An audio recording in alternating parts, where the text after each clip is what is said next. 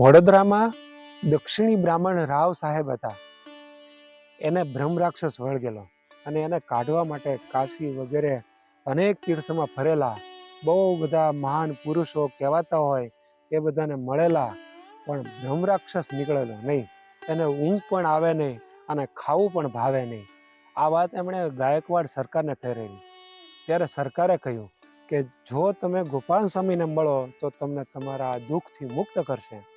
પછી રાવ સાહેબ સ્વામી પાસે ગયેલા અને પોતાના દુઃખની વાત કરી, જે મને 12 વર્ષથી ઊંઘ નથી આવતી અને ખાવા પીવાનું પણ કાંઈ સુખ નથી. ત્યારે સ્વામીએ કહ્યું કે આજે રાત્રે તમે જમીને સૂઈ જજો, તમને સારી નિદ્રા આવશે અને તમારા ઘરના દરેક માણસોને પણ કહી દેવાનું કે કોઈએ મને જગાડવાનો નહીં. પછી ઘેર જઈ અને વાળું કરીને સૂતા. તે દિવસના 8 વાગે ઉઠ્યા. પછી નાહી ધોઈને પવિત્ર થઈને સ્વામીના દર્શને આવ્યા અને સ્વામીને પગે લાગીને કહ્યું કે સ્વામી, એ તમારા વચનથી આજ 12 વર્ષે સારામાં સારી ઊંઘ આવી. પછી સ્વામીએ કૃપા દ્રષ્ટિ કરી અને એમના સામું જોયું. ત્યારે બ્રહ્મ રાક્ષસે એકદમ કાળી ચીસ નાખી અને ભાગ્યો.